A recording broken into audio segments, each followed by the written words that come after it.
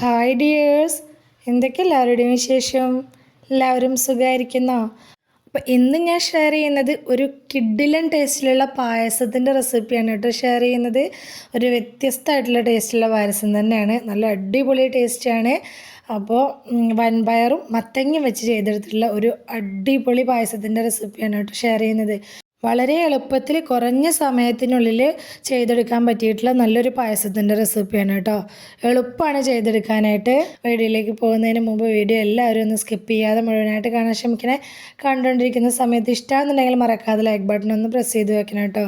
അതുപോലെ തന്നെ സബ്സ്ക്രൈബ് ചെയ്യാതെ കാണുന്ന കൂട്ടുകാരുണ്ടെങ്കിൽ പ്ലീസ് ഒന്ന് സബ്സ്ക്രൈബ് ചെയ്ത് സപ്പോർട്ടും കൂടി ചെയ്യണേ. അപ്പം നമുക്കിത് എങ്ങനെ ഉണ്ടാക്കുന്നത് നോക്കിയാലോ.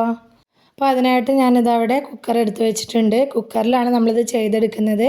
അതിലേക്ക് ഞാനിപ്പോൾ ഈ ഒരു ബൗളിന് ഒരു ബൗൾ, അതായത് ഏകദേശം ഒരു കപ്പോളം വൻപയർ കുതിർത്തത് ചേർത്ത് കൊടുക്കുന്നുണ്ട്. കുതിർത്തതിൻ്റെ അളവാണ് കേട്ടോ ഞാൻ പറയുന്നത്, ഒരു കപ്പ് എന്നുള്ളത്. അപ്പോൾ ഇതിൽ കൂടുതൽ വേണമെന്നുണ്ടെങ്കിൽ ഒരു 1.5 കപ്പ് വരെയൊക്കെ ചേർത്ത് കൊടുക്കുക. നല്ലപോലെ കുതിർത്തെടുത്ത പയറിനെ ചേർത്ത് കൊടുക്കാനായിട്ട് ശ്രദ്ധിക്കുക.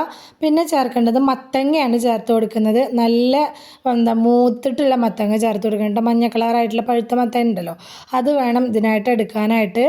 അത് ചെറിയ പിസ്സാക്കി കട്ട് ചെയ്തിട്ട് അതും കൂടി ചേർത്ത് കൊടുത്തിട്ടുണ്ട്. ഇനി അത് വേവാൻ ആവശ്യമായിട്ടുള്ള കുറച്ച് വെള്ളം കൂടി ചേർത്ത് കൊടുത്തിട്ട് നമുക്കിതൊന്ന് മൂടി വെച്ച് ഒരു 4 വിസിൽ കൊടുത്ത് വേവിച്ചെടുക്കുക. ഒരുപാട് വെള്ളം ഒഴിച്ചു കൊടുക്കരുത്. മത്തങ്ങ വേവാനായിട്ട് ഒരുപാട് സമയം വേണ്ട. വൻപയർ വെന്ത് കിട്ടാൻ ആവശ്യമായിട്ട് കണക്കാക്കിയിട്ടുള്ള വെള്ളം ഒഴിച്ചു കൊടുത്താൽ മതി കേട്ടോ. അതവിടെ ഇരുന്ന് വേവുന്ന സമയം കൊണ്ട് നമുക്കിതിലേക്കുള്ള ശർക്കര ഒന്ന് ഉരുക്കിയെടുക്കുക. 4 വലിയ അച്ച് ശർക്കര ഞാൻ ഇതിലേക്ക് എടുത്തിട്ടുണ്ട്. അത്യാവശ്യം മധുരം ഉണ്ട് കേട്ടോ. പെട്ടെന്ന് മെൽറ്റായി കിട്ടാനും വേണ്ടി ഞാനൊന്ന് കൊത്തി പൊടിച്ച് ഇട്ട് കൊടുത്തതാണ് കേട്ടോ. അപ്പോൾ അത്യാവശ്യം വലിപ്പമുള്ള 4 ശർക്കരയാണ് എടുത്തിട്ടുള്ളത്. അതുകൊണ്ട് തന്നെ അത്യാവശ്യം നല്ല മധുരമുള്ള പായസമായിട്ടാണ് കിട്ടിയിട്ടുള്ളത്.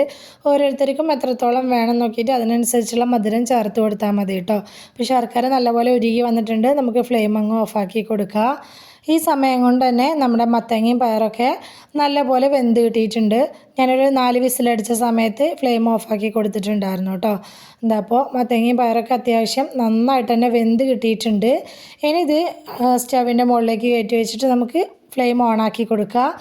നന്നായിട്ടൊന്ന് തിളച്ച് വരുന്ന സമയത്ത് നമ്മൾ ഉരുക്കിയെടുത്ത് വെച്ചിട്ടുള്ള ശർക്കര ഇതിലേക്ക് ഒഴിച്ചു കൊടുക്കണം. അപ്പോൾ ഒരുപാട് മധുരം വേണ്ട എന്നുള്ളവർ നോക്കിയിട്ട് ഒഴിച്ചു കൊടുത്ത് മധുരം ചെക്ക് ചെയ്ത് നോക്കിയിട്ടൊക്കെ മുഴുവനായിട്ട് ഒഴിച്ചു കൊടുത്താൽ മതി കേട്ടോ. ഞാനിപ്പോൾ അത് മുഴുവനായിട്ട് തന്നെ അങ്ങ് ഒഴിച്ചു കൊടുത്തിട്ടുണ്ട്. ഇനി നല്ലപോലെ ഒന്ന് ഇളക്കി മിക്സാക്കിയ ശേഷം നന്നായിട്ടൊന്ന് തിളപ്പിച്ചെടുക്കണം. ഈ പയറിലേക്കും മത്തങ്ങയിലേക്കൊക്കെ ഈ ശർക്കര നന്നായിട്ടൊന്ന് പിടിച്ച് കിട്ടണം. അതുകൊണ്ട് തന്നെ നല്ലപോലെ ഒന്ന് തിളപ്പിച്ചെടുക്കണം. ഇപ്പോൾ ഒരു ലൂസ് കൺസിസ്റ്റൻസിയിലാണ് ഇതുള്ളത്. അതുകൊണ്ട് തന്നെ നല്ലപോലെ തിളച്ച് ചെറുതായിട്ടൊന്ന് കുറുകി വരണം. ഇതേപോലെ ചെറുതായിട്ടൊന്ന് കുറുകി വന്ന സമയത്ത് ഞാൻ ഇതിലേക്ക് കുറച്ച് ഏലക്കായപ്പൊടി ചേർത്ത് കൊടുക്കുന്നുണ്ട്. ഏലക്കായ മാത്രം ചതച്ചെടുത്തതായതുകൊണ്ടാണ് ഞാൻ 1/2 ടീസ്പൂൺ ചേർത്ത് കൊടുത്തിട്ടുള്ളത്. പഞ്ചസാരയും ഏലക്കായും കൂടി പൊടിച്ചെടുത്തിട്ടുള്ളതാണെങ്കിൽ 1 ടീസ്പൂൺ വരെയൊക്കെ ചേർത്ത് കൊടുക്കുക കേട്ടോ. എന്നിട്ട് നന്നായിട്ട് ഇളക്കി കൊടുക്കുക. നന്നായിട്ട് തന്നെ തിളപ്പിച്ചെടുക്കുകയും വേണം. ഇതപ്പോൾ ഒരു ചെറുതായിട്ടൊന്ന് കുറുകി വന്നിട്ടുണ്ടല്ലോ. ഈ സമയത്ത് ഞാനിതിലേക്ക് ഒരു 1.5 ടേബിൾ സ്പൂൺ അരിപ്പൊടി എടുത്തിട്ടുണ്ട്. അതിലേക്ക് കുറച്ച് വെള്ളം കൂടി ഒഴിച്ചു കൊടുത്തിട്ട് നന്നായിട്ട് കട്ടകളൊന്നുമില്ല അതൊന്ന് കലക്കിയെടുക്കണം. ഒട്ടും തന്നെ കട്ടകളില്ലാതെ വേണം കേട്ടോ കലക്കിയെടുക്കാനായിട്ട്. എന്നിട്ട് നമുക്കിതിലേക്ക് ഒഴിച്ചു കൊടുക്കുക. വെള്ളത്തിൻ്റെ അളവ് ഓവറായിട്ട് പോകണ്ട. പിന്നെ നിങ്ങൾ ഈ പായസത്തിൽ ശർക്കരപ്പാനി ഒഴിച്ചു കൊടുത്ത ശേഷം എത്രത്തോളം കുറുക്കുണ്ട് എന്ന് നോക്കിയിട്ട് വേണ്ട. ഒരുപാട് ലൂസ് ഉണ്ടെങ്കിൽ 2 ടേബിൾ സ്പൂൺ വരെയൊക്കെ ചേർത്ത് കൊടുക്കുക. അല്ലാന്നുണ്ടെങ്കിൽ 1-1.5 ടേബിൾ സ്പൂൺ അരിപ്പൊടി മാത്രം ചേർത്ത് കൊടുത്താൽ മതിയാവുക. കാരണം അരിപ്പൊടി ചേർത്ത് കൊടുത്തു കഴിഞ്ഞാൽ ഇത് പെട്ടെന്ന് തന്നെ നന്നായിട്ടൊന്നും കൂടി കുറുകി വരും. അതുകൊണ്ട് അരിപ്പൊടി ഓവറായിട്ട് ചേർത്ത് കൊടുത്തിട്ടുണ്ടെങ്കിൽ പായസം വല്ലാതെ അങ്ങ് കുറുകി പോകും കേട്ടോ. പിന്നെ ശ്രദ്ധിക്കേണ്ട കാര്യം എന്താണെന്ന് വെച്ചാൽ അരിപ്പൊടി ചേർത്ത് കൊടുക്കുന്ന സമയത്ത് നമ്മളിതിലേക്ക് ഒഴിച്ചു കൊടുക്കുന്ന സമയത്ത് കൈയെടുക്കാതെ ഒന്ന് ഇളക്കി കൊടുക്കുകയും കൂടി വേണേ.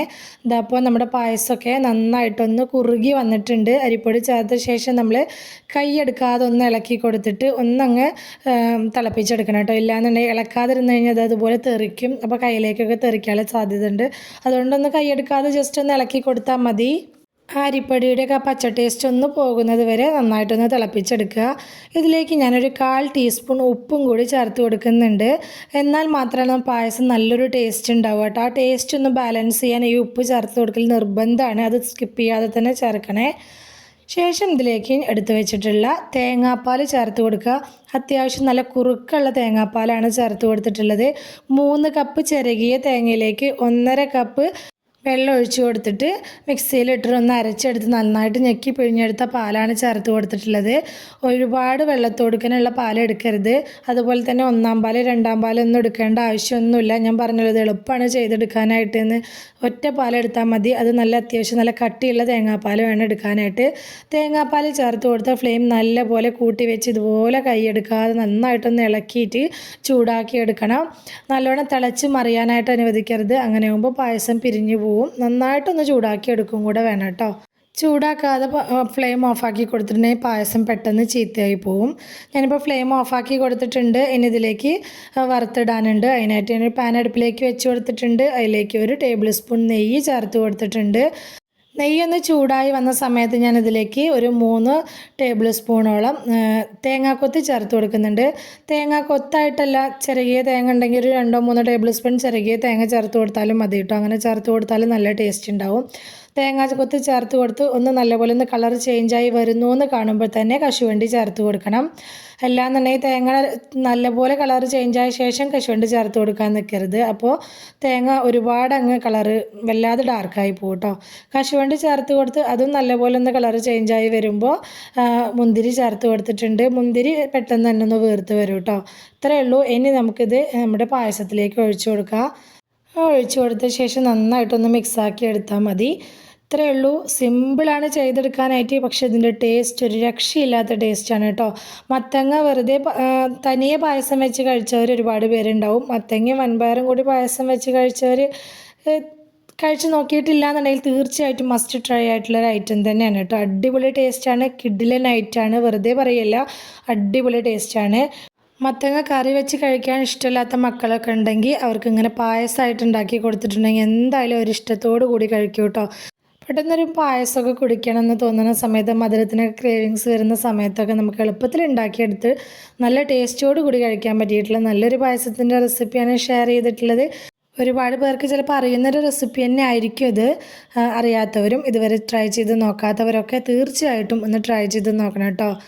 അപ്പോൾ ഇന്നത്തെ നമ്മുടെ മത്തങ്ങ വൻപയർ പായസത്തിൻ്റെ റെസിപ്പി എല്ലാവർക്കും ഇഷ്ടമായി എന്ന് വിചാരിക്കുകയാണ്. ഇഷ്ടമായിട്ടുണ്ടെങ്കിൽ മറക്കാതെ എല്ലാവരും സബ്സ്ക്രൈബ് ചെയ്യണം കേട്ടോ. പുതുതായിട്ട് കാണുന്ന കൂട്ടുകാരോടാണ്, നമ്മുടെ ചാനലിൽ ഒരുപാട് നല്ല നല്ല റെസിപ്പീസൊക്കെ ഞാൻ പോസ്റ്റ് ചെയ്തിട്ടുണ്ട്. താല്പര്യമുള്ളവർ അതുകൂടി ഒന്ന് കയറി നോക്കി സപ്പോർട്ട് ചെയ്യണേ. അപ്പോൾ വീഡിയോ ഇഷ്ടമായിട്ടുണ്ടെങ്കിൽ മറക്കാതെ ലൈക്ക് ചെയ്യണേ, ഹൈപ്പ് ചെയ്യണേ. നിങ്ങളുടെ അഭിപ്രായങ്ങളെല്ലാം കമൻ്റായിട്ട് പറയണം.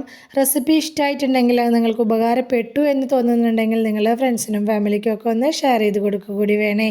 ഇതുവരെ കൂടെ നിന്ന് സപ്പോർട്ട് ചെയ്തിട്ടുള്ള എൻ്റെ എല്ലാ മുത്തുമണികൾക്കും ഒരുപാട് നന്ദി.